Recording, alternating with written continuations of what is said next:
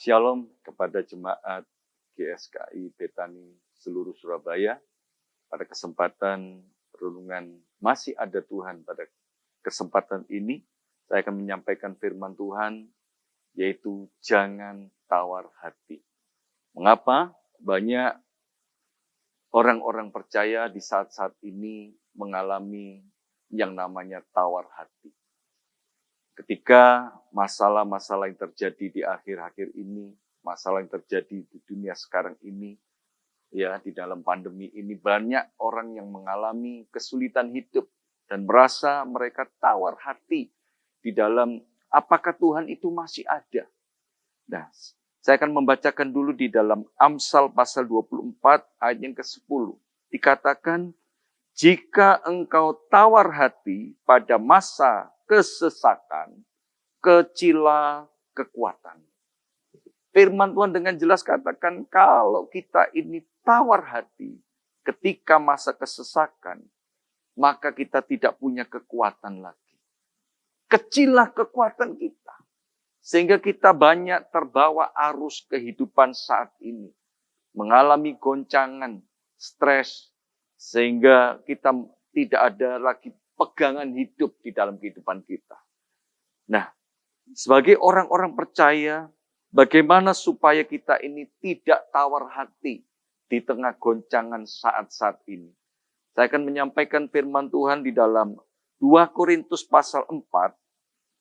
2 Korintus pasal 4, ayat yang ke-16 sampai ayat yang ke-18. 2 Korintus 4, ayat yang ke-16 sampai 18. Sebab itu kami tidak tawar hati, tetapi meskipun manusia lahiriah kami semakin merosot, namun manusia batinia kami dibaharui dari sehari ke sehari. Sebab penderitaan ringan yang sekarang ini mengerjakan bagi kami kemuliaan kekal yang melebihi segala-galanya, jauh lebih besar daripada penderitaan kami. Sebab kami tidak memperhatikan yang kelihatan, melainkan yang tak kelihatan. Karena yang kelihatan adalah sementara, sedangkan yang tak kelihatan adalah kekal. Nah, yang perlu saya sampaikan di dalam 3 ayat ini, yang perlu saya sampaikan bagaimana supaya tidak tawar hati, dikatakan ayat yang ke-16.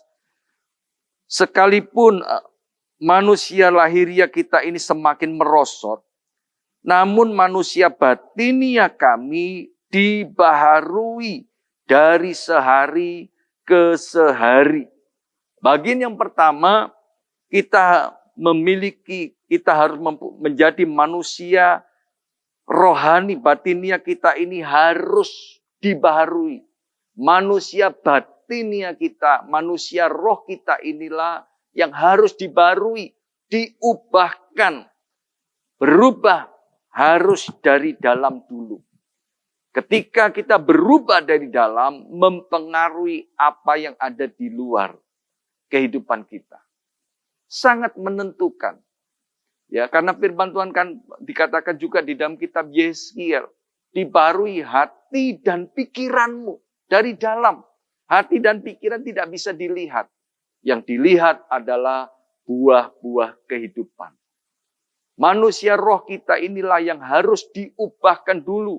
Manusia roh kita inilah yang harus dibaharui. Firman Tuhan katakan dari sehari ke sehari. Berarti pertumbuhan rohani kita inilah yang sangat menentukan kehidupan kita.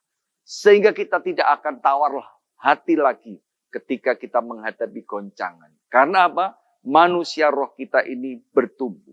Bagian yang keduanya, dikatakan bahwa penderitaan ringan sekarang ini mengerjakan yang kekal. Penderitaan ringan yang sekarang. Percaya bahwa penderitaan atau ujian, ini bagian yang kedua. Penderitaan atau ujian mendatangkan kemuliaan. Ujian atau penderitaan, pencobaan mendatangkan kemuliaan.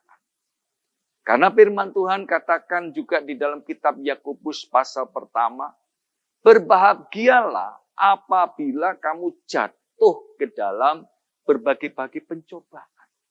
Disebutkan, kita dikatakan berbahagia. Mengapa? Karena pencobaan ujian yang kita hadapi ini mendatangkan kemuliaan. Karena ketika kita dicobai, dikatakan kita akan menemukan yang namanya ketekunan. Karena firman Tuhan, ketika kita menghadapi cobaan, kita semakin bertekun di dalam Tuhan. Dari ketekunan inilah yang mendatangkan kemuliaan. Bagian yang ketiga dikatakan, karena mengapa kita tidak tawar hati? Karena kita ini memperhatikan yang tidak kelihatan. Kalau kita memperhatikan yang kelihatan, kita akan menjadi putus asa, kecewa, tawar hati. Karena apa? Karena kita hanya melihat apa yang kita hadapi, apa yang kita lihat. Tapi firman Tuhan katakan, kita harus memperhatikan yang tak kelihatan.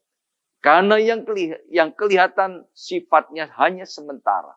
Penderitaan yang saudara hadapi saat ini cuma sementara.